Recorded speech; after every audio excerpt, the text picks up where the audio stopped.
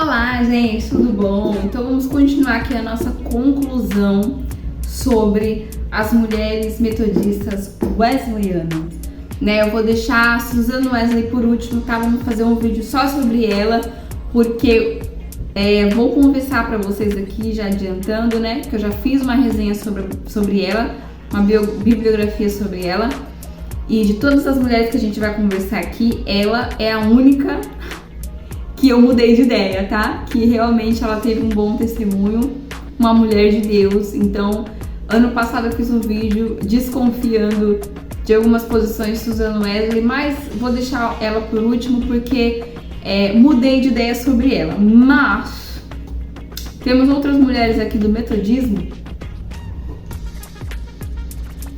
com algumas questões que eu considero um pouco questionáveis. Vou lançar aí pra vocês, como eu não tenho muitas informações sobre, né, o que eu tenho aqui é baseado no livro da Ruth Salviano, tá? Então aqui é uma série de vídeos que a gente tá fazendo baseado nesse livro aqui, Vozes Femininas dos Avivamentos. E aí, sobre o que eu li aqui, eu posso deduzir que, tomara a Deus que elas tenham sido de Deus de fato, eu não posso analisar mais. Não gostaria de carregar como exemplo na minha vida. Tô tentando ser imparcial aqui, gente. Me perdoa, tô tentando ser imparcial. Enfim, no vídeo anterior eu falei sobre Sarah Malé. Joguei no ar aí, mandei pra vocês o que vocês acham. Se tivesse alguma questão também, base bíblica, teológica, pra me ajudar a entender um pouco, podem estar falando lá também. E hoje vamos falar sobre mais uma mulher, mais uma pregadora que contribuiu aqui para o movimento metodista wesleyano, tá? Então aqui eu vou tentar juntar as duas porque uma tem a ver com a outra e embora tem bastante informação aqui, então vamos ver se o vídeo não vai ficar muito longo, né? Enfim, então vamos tentar aqui falar sobre Sarah Crosby e Mary Bosanquet. Isso.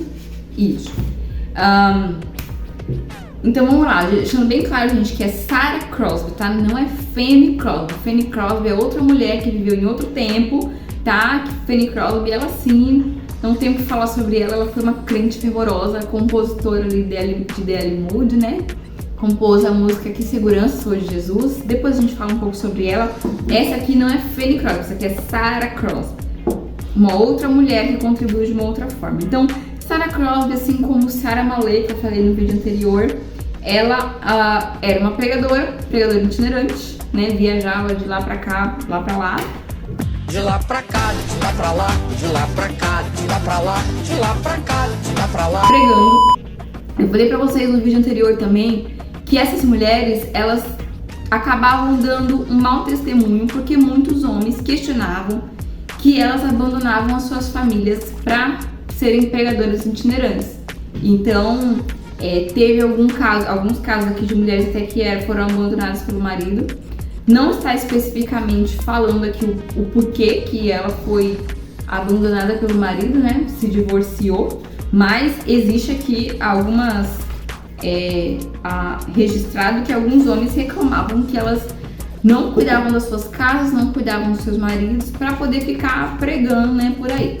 A gente tem na Bíblia, né, dizendo ali em 1º e 2º Timóteo capítulo 5, das mulheres viúvas, né, que são as mulheres sem marido.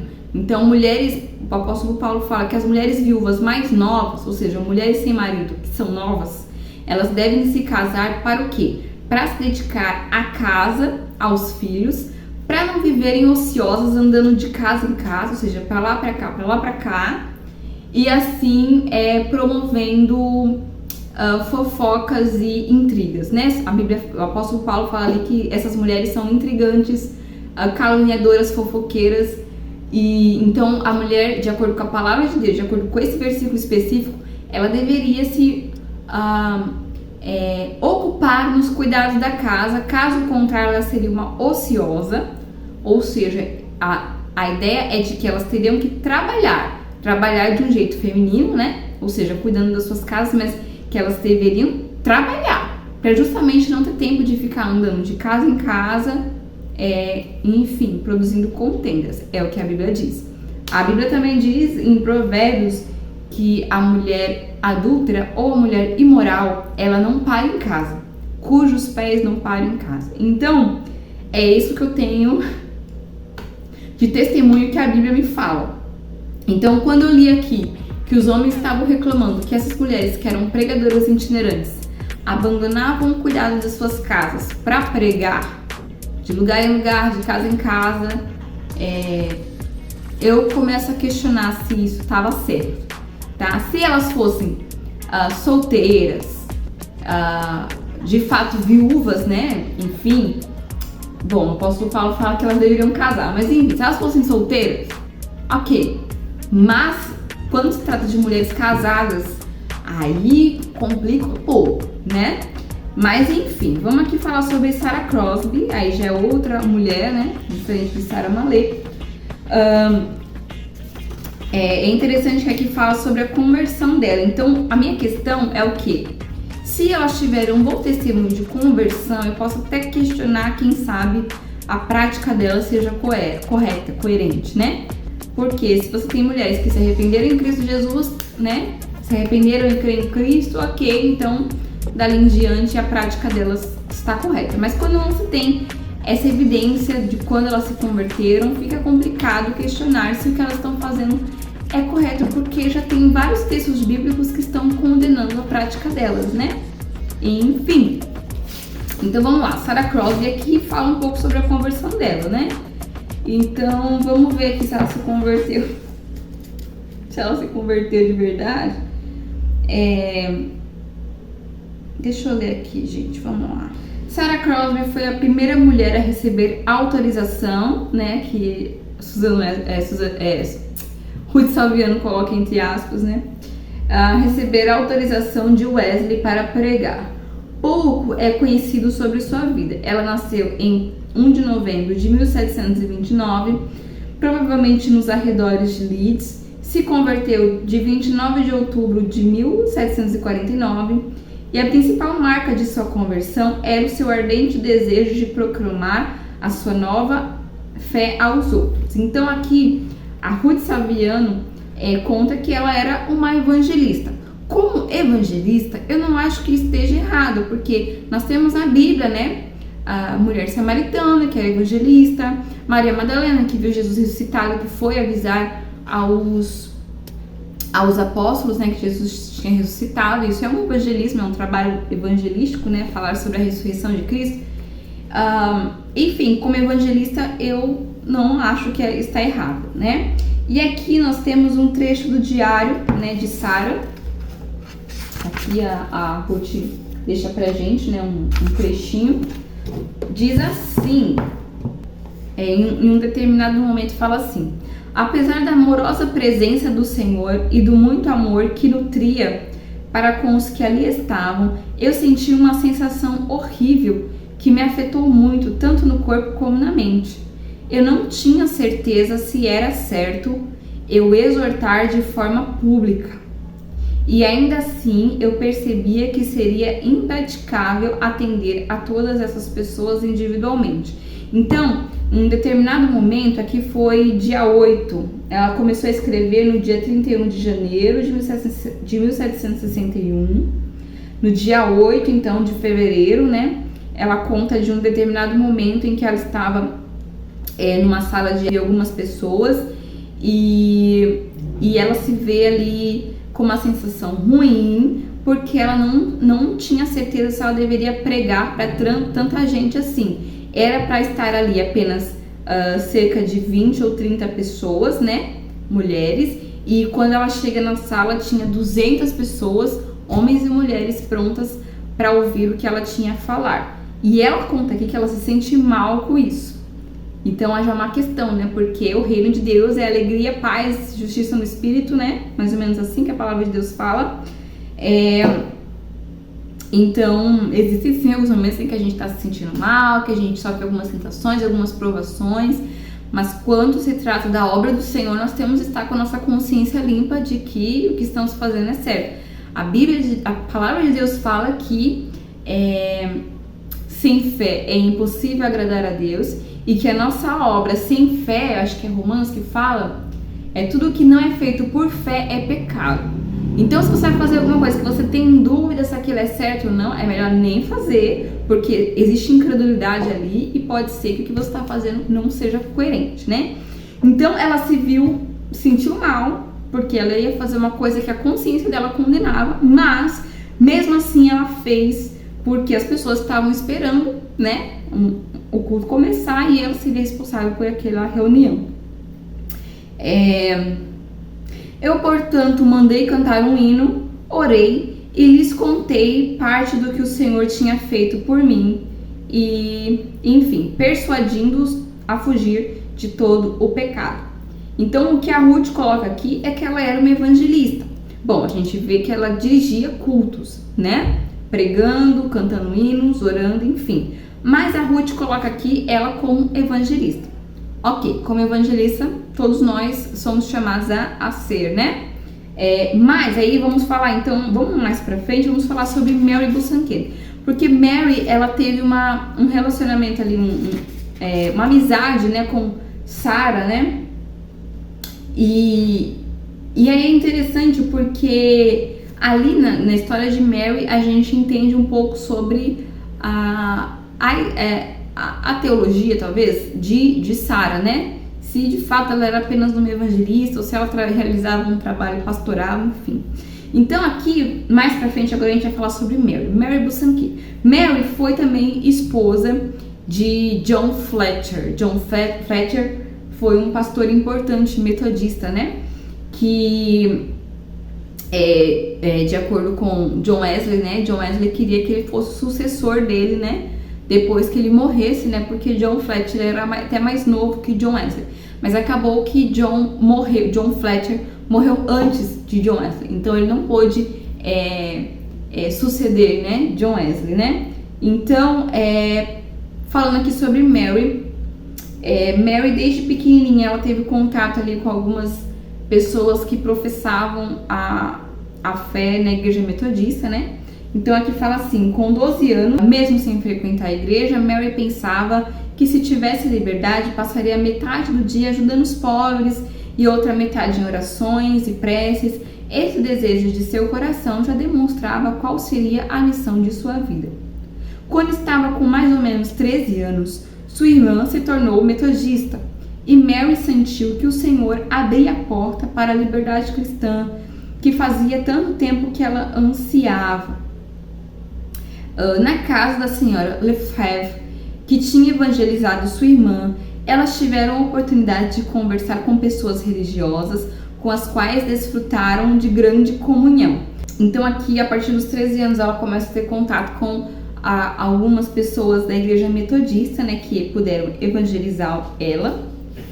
E aí, mais pra frente, fala aqui do relacionamento que ela teve com Sarah Crosby e Sarah Ryan, que também era uma pregadora, né? Fala assim, Mary Bosanquet possuía um desejo muito forte de encontrar um grupo que lhe mostrasse uma religião mais profunda do que conhecia. E foi ao encontro de Sarah Crosby, que relatou tudo o que Deus tinha feito por sua alma.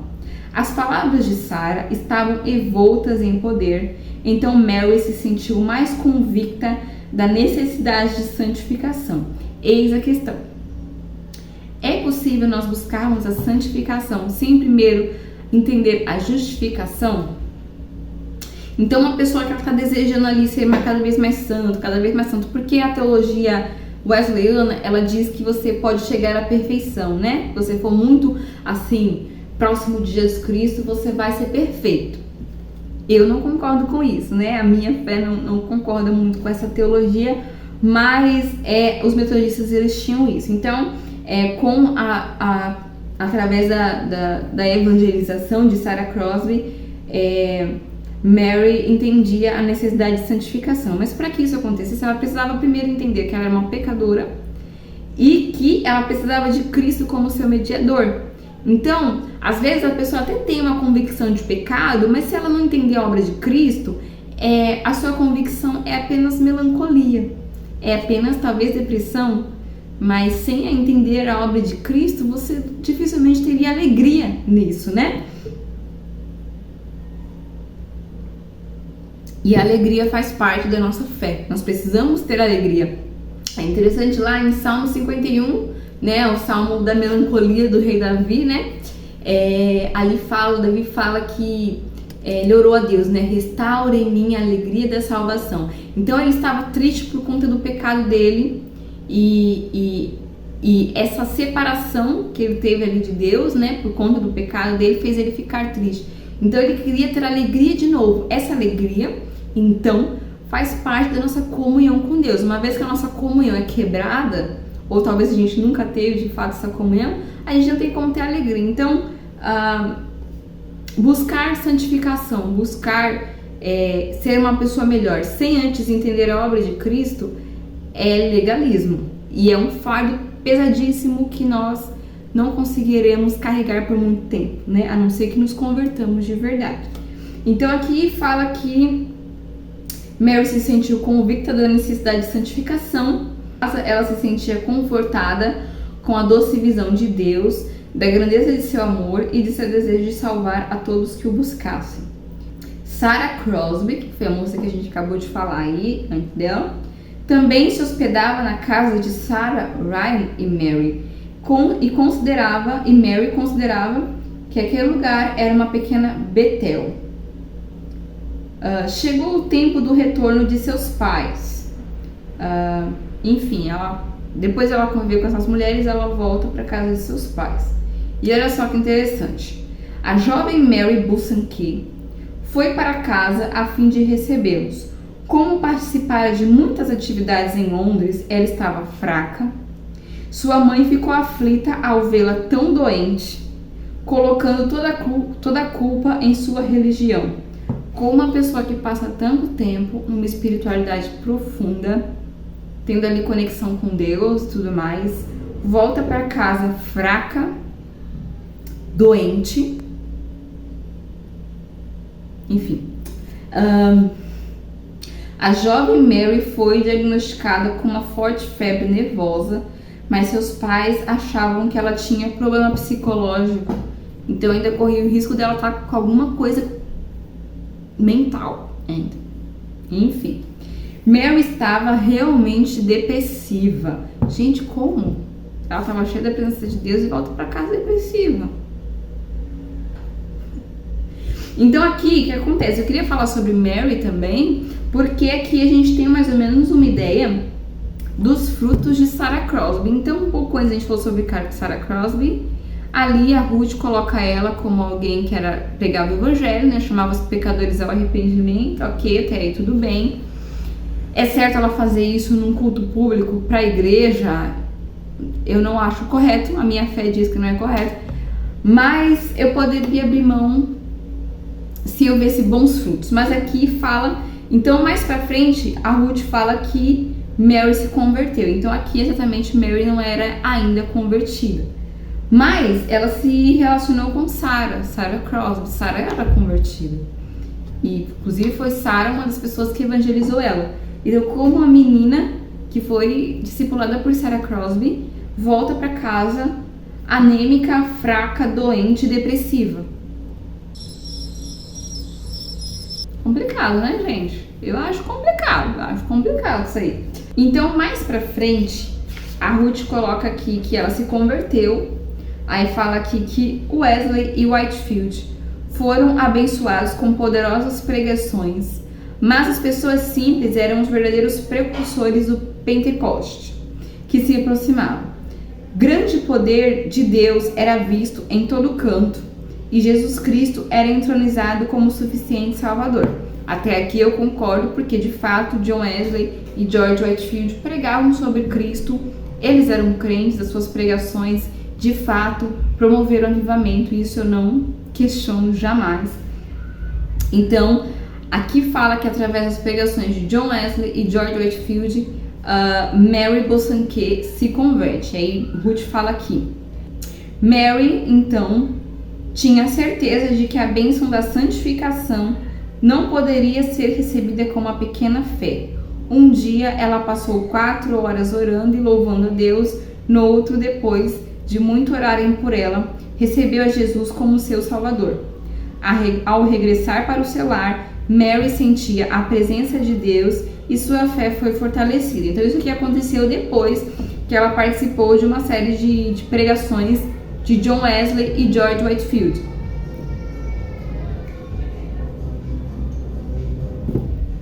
Então, ok, ela se converteu depois, né? Então aqui o fato dela estar fraca, depressiva e tudo mais foi antes dela se converter, ok. Mesmo ela tendo se relacionado, né, tendo uma amizade com Sarah Crosby, mas enfim, a obra do Espírito não depende de nós, é dom de Deus, né? Como diz a palavra de Deus.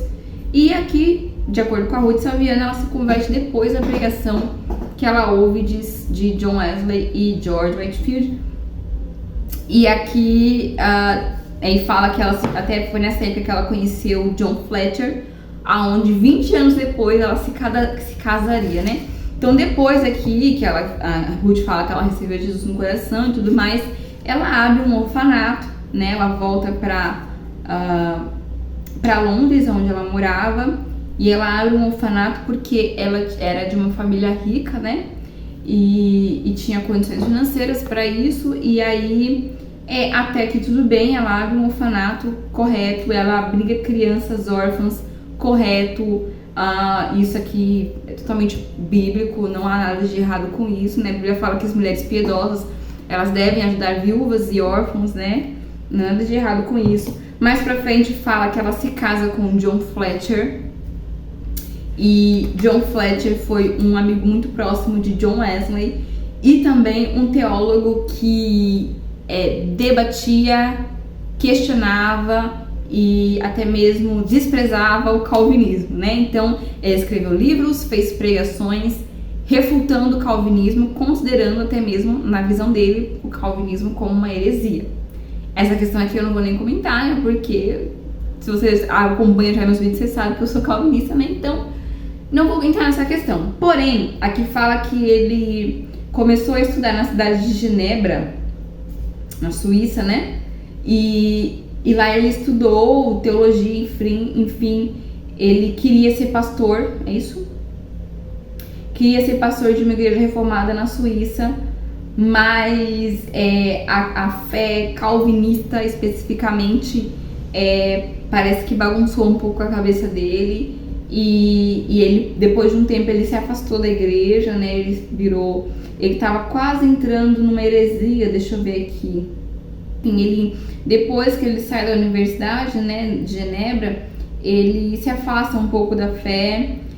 Aqui fala, né, que ele não se agradava da crença da predestinação e recusava crer que Deus, desde a fundação do mundo, decretara a perdição de muitos seres humanos. Não é isso que a fé calvinista fala, tá, gente? A Bíblia fala que todos nós éramos desgarrados como ovelhas sem pastor. Romanos 3 fala que todos pecaram e destituídos estão da glória de Deus. João Batista diz que quem crê no Filho, é isso? Será salvo, é isso? Quem não crê já está condenado, ou seja, a Bíblia fala que todos nós estamos condenados. Não é Deus que nos manda para o inferno. Todo ser humano, toda a raça humana, desde que o pecado entrou no mundo, lá com Adão e Eva, está condenado ao inferno. Então não é Deus que mandou. Nós já estamos por conta do pecado de Adão.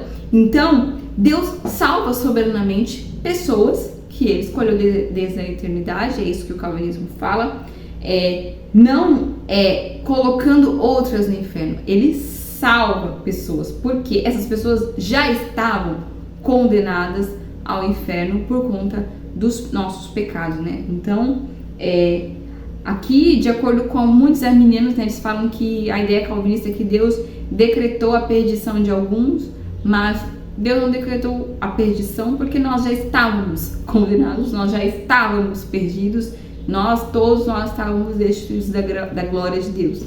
Então, quem foi salvo por Jesus Cristo sabe que merecia a ira, merecia o inferno, e que graciosamente, misericordiosamente alcançou a salvação sem méritos, porque nós merecíamos ir para o inferno. Enfim, essa é a fé, né? Nós cremos.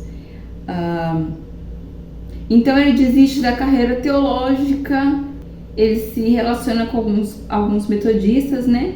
E assim ele volta à fé de novo, dessa vez como um arminiano, debatendo, rebatendo o calvinismo e até mesmo condenando como se fosse uma heresia.